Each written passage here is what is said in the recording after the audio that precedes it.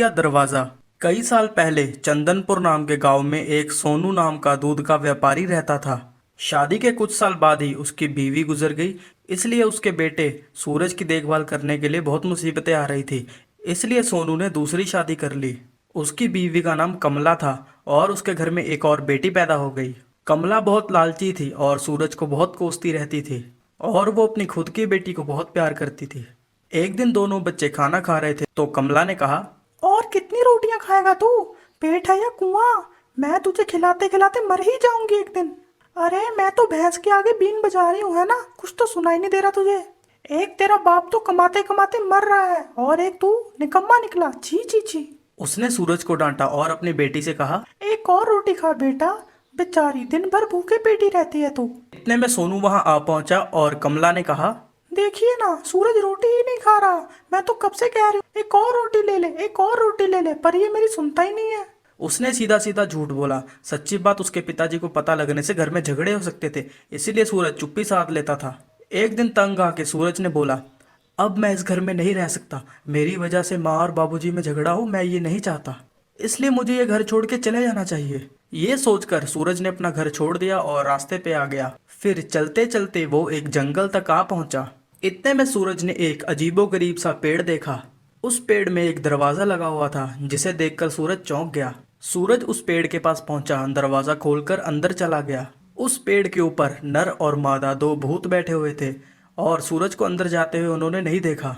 4 दिन से भूखे बैठे हैं, खाने के लिए कुछ भी नहीं मिल रहा। सोचती थी किसी इंसान से सोना चुरा लूंगी, पर कोई भी इंसान यहाँ नहीं आ रहा। अरे पेड़ को लेके पुरानी जगह पर ही चलिए। तो भूत ने कहा, हाँ, पुरानी जगह पर ही चलते हैं, फिर वापस आ जाएंगे। हमें राहगीरों से बहुत सारा सोना चुराना है। हा हा हा हा हा। दरवाजे को हल्के से खोलकर सूरज उनकी बातें सुन रहा था। इतने में वो पेड़ हवा में उड़ने लगा। वो पेड़ उड़ते उड़ते एक जगह पर आके रुक गया।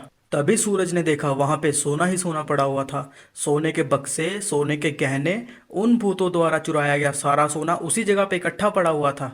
थोड़ी देर बाद दोनों भूत पेड़ से उतरकर कहीं चले गए। फिर सूरज ने आहिस्ते से दरवाजा खोला और बाहर निकला। सूरज ने चुपके से एक सोने का बक्सा उठा लिया और वापस अंदर चला गया। फिर दूसरे दिन दोनों भूत पेड़ पर आके बैठ गए और वो पेड़ हवा में उड़ गया और जंगल वापस आ गया। उन भूतों से नजरें बचाकर आहिस्ते से सूरज वहां से भाग निकला। सूरज ने सोचा उसके पास अच्छे पैसे होंगे तो माँ उसे गालियां नहीं देगी। यही बात सोचकर वो वापस घर लौट आया। फिर सूरज ने अपने माँ बाप को बताया कि उसने क्या क्या देखा।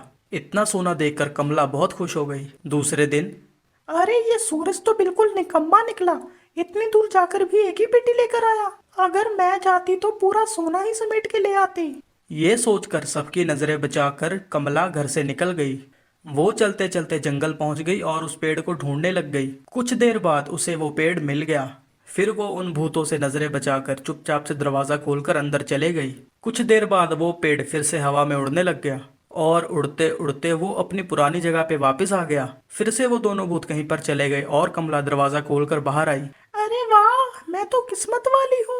मैं तो सारा सोना समेट के जाऊंगी। कमला ने सारे सोने के बक्से उठा लिए और पेड़ के अंदर रख दिए। इतने में वो दोनों भूत वापस आ गए। वो पेड़ फिर से उड़ने लगा और जंगल वापस आ गया। दोनों भूत फिर से कहीं चले गए तो कमला ने दरवाजा खोला, एक एक पेटियों को अपने सर पे रखा और वहां से भाग निकली। जाते जाते उसका पैर एक पत्थर पे लगा और वो नीचे गिर गई। सारी पेटियां धड़ाम करके नीचे गिर गई। पेटियों की आवाज इतनी ज्यादा थी कि भूतों का ध्यान कमला की तरफ चले गया और वो दोनों भूत कमला की तरफ भागते भागते आ रहे थे। फिर उन दोनों भूतों ने कमला का पीछा किया। कमला डर के मारे वो पेटियां वहां छोड़कर भाग निकली। उन भूतों ने वो पेटियां समेट ली और पेड़ के अंदर रख दी और वो पेड़ पर चढ़ गए और वहां से चले गए। वो दोनों भूत पेड़ को लेके कभी भी वापस नहीं आए। तो दोस्तों, इच्छाओं को हद में रखना अच्छा होता है। अगर इच्छाएं हद पार कर जाए तो लालच पैदा होती है। इसलिए कहते हैं लालच बुरी बला होती है।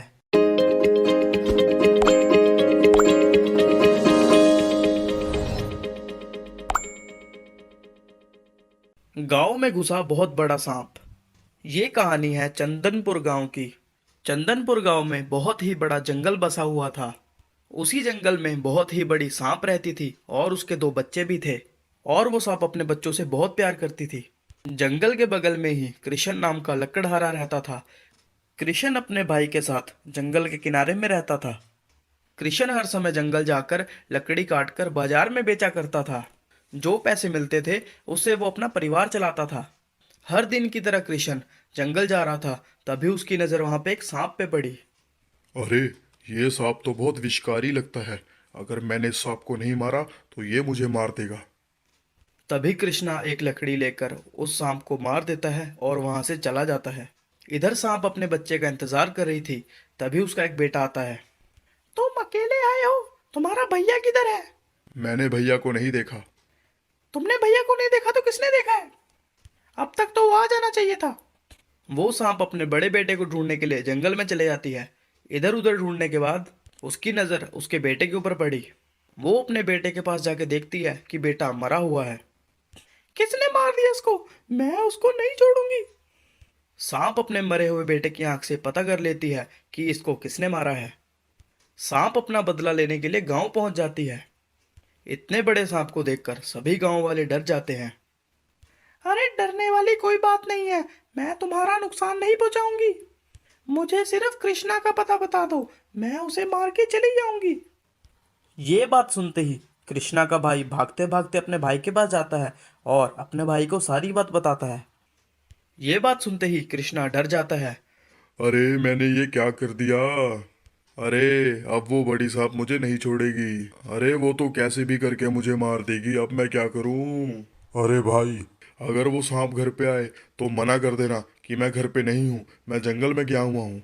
इतना कह के कृष्णा अपने घर के अंदर छुप जाता है। सांप गांव में पूछते पूछते कृष्णा के घर में आती है। अरे बेटा, तुमने कृष्णा को देखा है क्या? अरे हाँ, वो तो जंगल चले गए हैं लकड़ी काटने के लिए। ये बात सुनते ही सांप जंगल की ओर चले जाता है। इधर उधर ढूंढने के बाद उसे कृष्णा जंगल में नहीं मिलता है। उस लड़के ने मुझसे झूठ बोला है। मुझे लगता है कृष्णा उसके घर के अंदर ही छुप के बैठा हुआ है। अगले दिन सांप कृष्णा के घर की ओर जाता है। ए लड़के, कृष्णा किधर है बताओ, नहीं तो मैं तुम्हें मार दूंगी। कृष्णा का भाई उस सांप के डर से अपने भाई का पता बता देता है। अच्छा, तो ये बात है, ठीक है फिर उसे बुलाओ। कृष्णा का भाई अपने भाई के पास जाता है और कहता है।